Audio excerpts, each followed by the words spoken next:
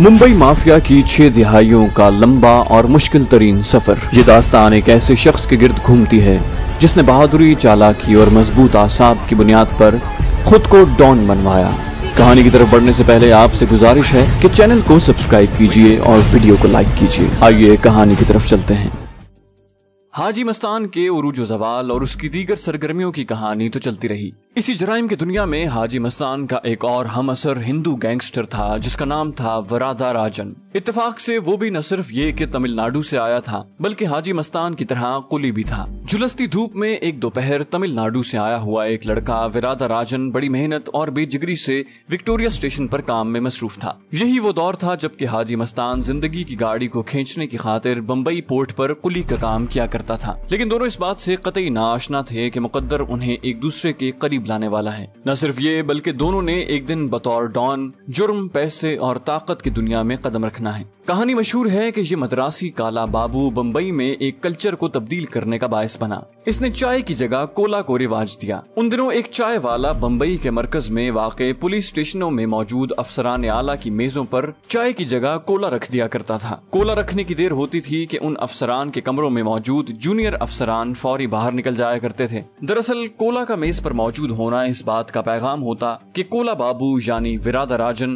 Police station की जानिब रवां दवा है। ये काले बाबू का पैगाम होता था कि मैं तुमसे मिलने आ रहा हूँ, मुनासिब बंदोबस्त करके रखो। बम्बई में माफिया को इस अंदाज से चलाने वाला फिर कोई पैदा न हुआ। वरादा राजन मुदालियार तमिलनाडु के एक कस्बे में एक जमींदार के घराने में पैदा हुआ। उस खानदान के माशी वसाइल काफी महदूद थे। 1926 की बात है जब महज 7 बरस की उम्र में वरादा राजन ने माउंट रोड मद्रास पर वाक़े एक फोटो स्टूडियो में बाहर वाले की हैसियत से मुलाजिमत इख्तियार कर ली। यूं वो अपनी तालीम मुकम्मल न कर पाया, लेकिन तमिलनाडु में मौजूद अपने खानदान में वो वाहिद शख्स था जो कि अंग्रेजी जबान पढ़ लिख सकता था। वरादा राजन बम्बई महज अपने सुहाने ख्वाब लेकर आया था और बिलाखिर विक्टोरिया स्टेशन पहुंचा। वो बचपन ही से सखी और फयाज था। सारा दिन सख्त मेहनत करने के बाद शाम को एक दरगाह पर जाकर गरीबों में लंगर और न्याज तकसीम किया करता। ये बिस्मिल्लाह शाह बाबा का 260 साल कदीम मजार था जहां वो निहायत अकीदत के साथ हाजिरी दिया करता। जूं वो तरक्की करता गया, मजार पर गरीबों के लिए उसका दस्तरखान भी वसी होता चला गया।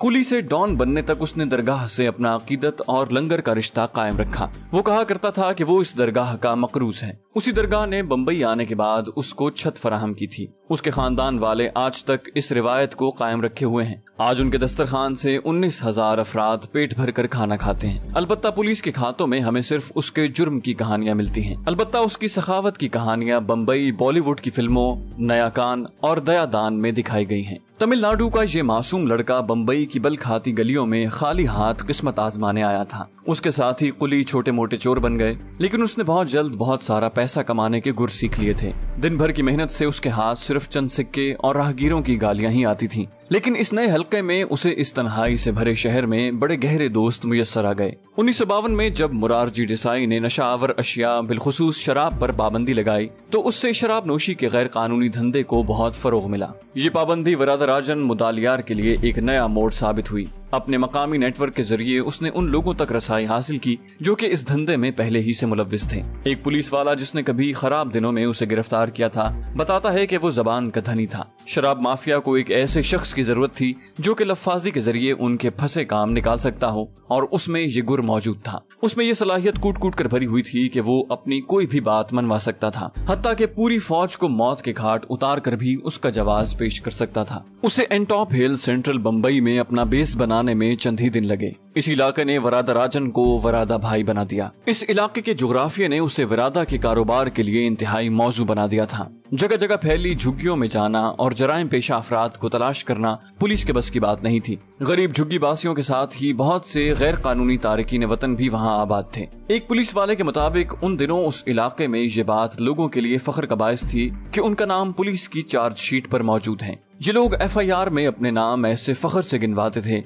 गोया कि उन्हें कोई अवार्ड मिल गया हो। छोटे मोटे जराइम में पकड़े जाने वालों का तो खूब मजाक उड़ाया जाता था। मकामी अफराद और रिश्वतखोर पुलिस वालों की मदद से बम्बई शहर में मैखाने खोले जाने लगे। जिस दौरान वरादा राजन ने इस कारोबार में कदम रखा उन दिनों ये काम अपने अव्वलीन मराहिल से गुजर रहा था। ये इलाका उन दिनों गैर ब्राह्मण तमिलों से भरा पड़ा था। जगह जगह शराब की भट्टियां लगी हुई थी। पुलिस की फाइलों से अंदाजा होता है कि वरादा राजन ने इस कारोबार में सबसे ज्यादा पैसा कमाया। उसने जनूबी हिंदुस्तान से अपने ताल्लुक का खूब फायदा उठाया। उसने लोगों को हमनवा बनाकर मिनी तमिलनाडु और शराब के धंधे की बुनियाद रखी। उसने अपने नेटवर्क को मजबूत बुनियादों पर उस्तवार करने की गरज से दीगर इलाकों का रुख भी किया। तमिलनाडु से आने वाले तमाम बेरोजगार अफराद बिलाखिर वरादा राजन से मिलते और उसके धंधे का हिस्सा बन जाते। ठिये से दुकान, दुकान से भट्टी, भट्टी से सप्लाई और बिलाखिर प्राइवेट आर्मी की सूरत में ये शख्स अपना असर रसूख बढ़ाता ही चला गया। एक सहाफी प्रदीप शिंदे, जो कि इस कारोबार पर गहरी नजर रखे हुए था, लिखता है कि वरादा भाई की बादशाहत का दारोमदार मुकम्मल तौर पर गैर कानूनी शराब की वसूली और तकसीम पर था। शराब टायर की ट्यूबों में भरकर सप्लाई की जाती थी।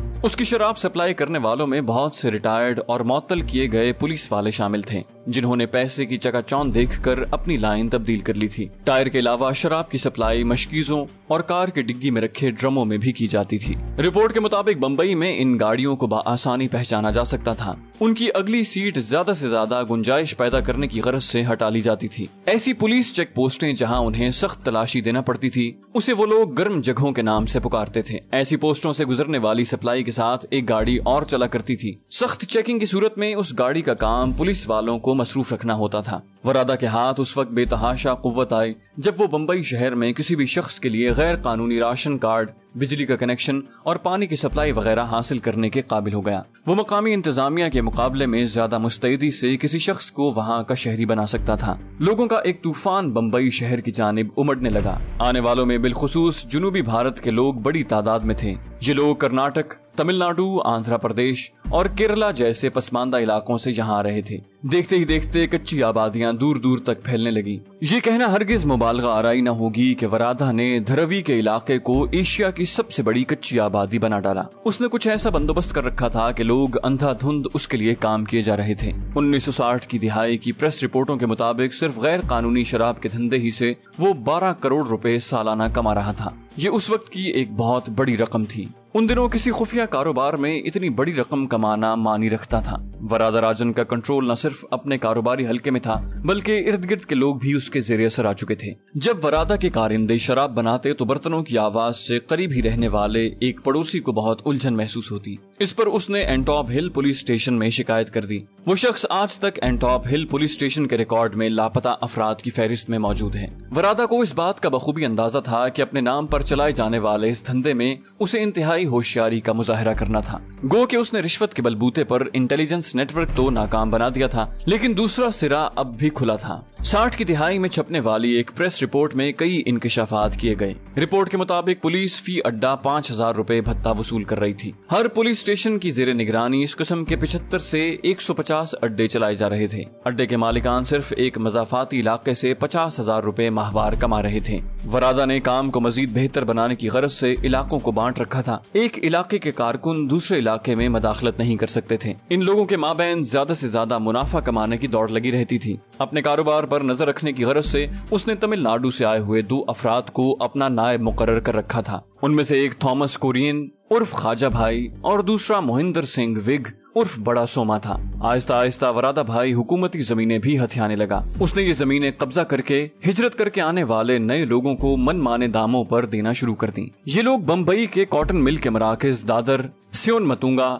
धरवी और वडाला में काबिज होने लगे। शराब के साथ साथ वरादा जिस्म फरोशी के धंधे से भी वाबस्ता हो गया। गो कि वरादा इस धंधे में जाती तौर पर मुलव्विस नहीं था, लेकिन उसे इस बात का इल्म था कि उसके कारिंदे इस धंधे से बड़ा पैसा कमा रहे थे। एक पुलिस कमिश्नर के मुताबिक उसने अपने कारिंदों से कभी भी इस धंधे को खत्म करने को न कहा, जिससे अंदाजा होता है कि वो बजाते खुद भी इस मुनाफे में दिलचस्पी रखता था। बड़ी अजीब बात है कि इस धंधे के करता धरता हिजड़े हुआ करते थे। एक ऐसा माशरा जहाँ इन हिजड़ों की कोई हैसियत न थी। इतनी ताकत हाथ आने पर वो वरादा भाई के बेहद मशकूर थे। गो के वरादा भाई का बिजनेस अब 10 गुना बढ़ चुका था, लेकिन अब तक 60 की दिहाई में असल धंधा स्मगलिंग को ही समझा जाता था। स्मगलिंग की दुनिया में मुनाफे का सबसे बड़ा हिस्सा सोने की स्मगलिंग में पिन्हा था। अरब ममालिक में अपने मजबूत रवाबित की वजह से सोने की स्मगलिंग पर मुसलमान छाए हुए थे और उनमें से एक हाजी मस्तान था। आगे चलकर सोने की स्मगलिंग ने बिलाखिर इन दोनों को आपस में मिलाना था। गुजरते वक्त के साथ हाजी मस्तान की माली हैसियत मुस्तहकम से मुस्तहकम तर होती चली गई, लेकिन उसके दिल में मजीद की आग अब तक ठंडी न पड़ी थी। इसलिए एक मर्तबा जब बातचीत के दौरान उसके साथी बख्शा ने हाजी मस्तान से कहा कि गुजरात का रुख करने से कबल उसे चाहिए कि वो खुद को पूरी तरह बम्बई का बादशाह बनाए, तो हाजी मस्तान को ये बात कांटे की तरह चुभी। इतने बड़े स्मगलर के लिए ये बात मुंह पर तमाचे से कम न थी। हाजी मस्तान ने शहर भर पर कब्जे की तो ठान रखी थी, लेकिन उसे इस बात का अंदाजा था कि इस काम के लिए उसे किसी लहीम शहीम और ताकतवर शख्स की जरूरत थी जिसके आसाब भी फौलादी हों। सिर्फ वरादा राजन ही वो शख्स था जो कि हाजी मस्तान के मेयार पर इस मकसद के लिए पूरा उतर सकता था। उस वक्त अगरचे वरादा राजन सिर्फ बम्बई के मरकज में एक डॉन की हैसियत रखता था, लेकिन पूरे शहर में कुछ भी करवाने की सकत उसमें थी। नंदू मस्ताम जैसे उसके कारिंदे, वीरसोवा, वसाई, वीरार और पलगार जैसे दूर दराज साहिलों तक माल पहुंचा सकते थे। मस्तान किसी ऐसे मौके की तलाश में था जो उसे वरादा राजन के करीब ले आए, और फिर ऐसा मौका आ ही गया। मालूम होता है कि कुदरत भी इन दोनों को मिलाना चाह रही थी। वरादा कस्टम डॉक से एक एंटीना चुराने के जुर्म में गिरफ्तार कर लिया गया। दरअसल ये कंसाइनमेंट यूनियन मंडी से ताल्लुक रखने वाले एक सियासतदान के लिए बतौर खास मंगवाया गया था। अव्वलन तो कस्टम हुक्काम और महकमा पुलिस को इस सिलसिले में कोई इशारा न मिल सका कि इस चोरी के पीछे मास्टरमाइंड कौन था। ताहम महज शुबे में वरादा को धरावी में उसकी कमीनगाह से उठा लिया गया। पुलिस वालों ने वरादा को मामले की नजाकत से आगाह करते हुए बताया कि अगर उसने इस सिलसिले में जबान न खोली तो उसे 3rd डिग्री टॉर्चर का सामना करना पड़ेगा। आजाद मैदान के हवालात में बैठा वरादा राजन गहरी सोच में गर्क था कि उसने सफेद लिबास में मलबूस एक शख्स को अपनी जानिब आते देखा जो अपने हुलिये से इंतहाई बाअसर दिखाई दे रहा था। वो शख्स 555 मार्का सिगरेट के धुएं को उड़ाते हुए बड़े वकाराना अंदाज से आगे बढ़ रहा था। फिर वो हवालात की सलाखों के पास आकर रुका। ये हाजी मस्तान था। इस असना में किसी पुलिस वाले की हिम्मत न हुई कि उसे रोके। साल की स्मगलिंग ने न सिर्फ कई कस्टम हुक्काम को मस्तान का हमनवा बना दिया था, बल्कि बहुत से कस्टम वाले तो उसी के टुकड़ों पर पल रहे थे। हाजी मस्तान ने कस्टम वालों को इस बात की यकीन दहानी करा दी थी कि उनका कंसाइनमेंट बाजियाब करवाना उसका काम है, लेकिन वरादा को किसी किस्म की तकलीफ न पहुंचने पाए। उस वक्त बम्बई की माफिया में 2 ही तमिल डॉन थे, हाजी मस्तान और वरादा राजन, लेकिन ये दोनों अपनी जात में जमीन व आसमान की तरह मुख्तलिफ थे। हाजी मस्तान अपने रख रखाव की वजह से मशहूर था, जबकि दूसरी जानिब वरादा राजन एक इंतहाई नाशाइस्ता गुंडे की शोहरत का हामिल था। हाजी मस्तान वरादा के करीब आया और उसे तमिल में सलाम कहा। हाजी मस्तान की जबान से तमिल जबान में सलाम सुनकर वो हैरान हुआ। वरादा कुछ देर वर्ता हैरत में पड़ गया। उसके बाद दोनों में कुछ देर तमिल जबान में तबादला ख्याल हुआ। हाजी मस्तान ने वरादा को थलाईवा पुकारा था, जो कि किसी शख्स को इंतहाई इज्जत देने के लिए कहा जाता है। जब से वरादा हवालात में पड़ा था, किसी शख्स ने पहली मर्तबा उससे तमीज के साथ बात की थी, और वो भी उसकी अपनी जबान में। एक जानिब तो बाइज्जत अंदाज से वरादा को पुकारने के सबब वो हाजी मस्तान का हमनवा बना, जबकि दूसरी जानिब हाजी मस्तान तमिल जबान में इसलिए बात कर रहा था कि पुलिस वालों को इस बात का कतन अंदाजा न हो कि हाजी मस्तान वरादा के साथ मिलकर काम करने का मंसूबा बना रहा है। कुछ देर वहाँ की बातें करने के बाद जब हाजी मस्तान को अंदाजा हुआ कि अब दोनों के दरमियान हायल अजनबियत की घाटी पाटी जा चुकी है, तो उसने वरादा से बराह रास्त अपना मुद्दा पेश कर दिया। बोला, इन लोगों को एंटीना वापस कर दो और मेरा यकीन करो कि मैं तुम्हें ऐसे ऐसे गुर बताऊंगा कि पहले से ज्यादा दौलत में खेलोगे। इस बात ने वरादा को हैरत ज़दा कर दिया। वरादा सोच भी नहीं सकता था कि हाजी मस्तान कस्टम वालों की जबान बोलेगा। इस बात पर उसने तेवरी चढ़ाते हुए कहा, और अगर मैं ये कहूँ कि मेरे पास एंटीना है ही नहीं, या अगर है भी तो मैं कभी भी उन्हें नहीं दूंगा तो? हाजी मस्तान ने बड़े धीमे और ठंडे अंदाज में कहा, अगर तुम समझते हो कि ऐसा करके तुम कोई फायदा उठा सकते हो तो ये तुम्हारी गलत फहमी होगी। ना इससे मेरा कोई नुकसान होगा। मेरा कारोबार तो सोना और चांदी है। मैं चोर बाजार में बेची जाने वाली छोटी मोटी चीजों पर हाथ नहीं डालता। मैं तुम्हें एक ऐसी पेशकश कर रहा हूँ जिसे कोई जी शऊर इंसान ठुकराने की बेवकूफी नहीं कर सकता। एंटीना वापस कर दो और सोने के कारोबार में मेरे शरीक बन जाओ। वरादा एक मर्तबा फिर गहरी सोच में गर्क हो गया। गोया कि मस्तान ने चंद ही अल्फाज में पूरा फलसफा हयात उसके सामने रख दिया था। न सिर्फ अपने अंदाज़े गुफ्तगू से हाजी मस्तान ने वरादा के खदशात को काफी हद तक दूर कर दिया, बल्कि उसे एक ऐसी पेशकश भी कर दी जिसे ठुकराना बहुत मुश्किल था।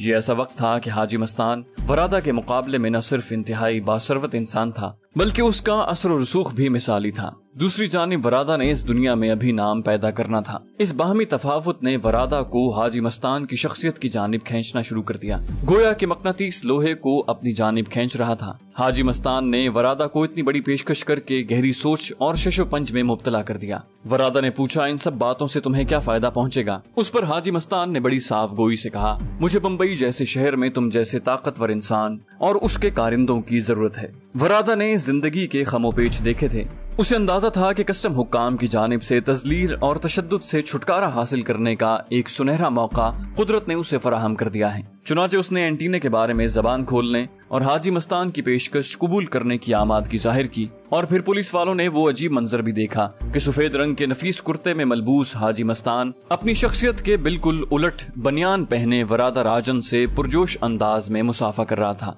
कस्टम हुक्काम को कंसाइनमेंट मिल गया और उनकी नौकरियां महफूज हो गईं, जबकि दूसरी जानिब हाजी मस्तान को एक बाएतमाद साथी मिल गया। दरी असना वरादा को अपनी आंखों में सजे ख्वाब शर्मिंदा ताबीर होते नजर आने लगे। कस्टम हुक्काम ने अपने अल्फाज की पासदारी करते हुए वरादा को हवालात से रिहा कर दिया। तो दोस्तों, ये थी हमारी आज की एपिसोड। उम्मीद करते हैं आपको हमारी कहानी पसंद आई होगी। जाने से पहले इस वीडियो को लाइक कीजिए और शेयर करना मत भूलिए। कमेंट करके हमें बताइए कि आपको हमारी वीडियो कैसी लगी। और अगर अभी तक आपने इस चैनल को सब्सक्राइब नहीं किया तो इसे सब्सक्राइब कीजिए और बेल आइकन दबाकर ऑल नोटिफिकेशंस ऑन कर लीजिए।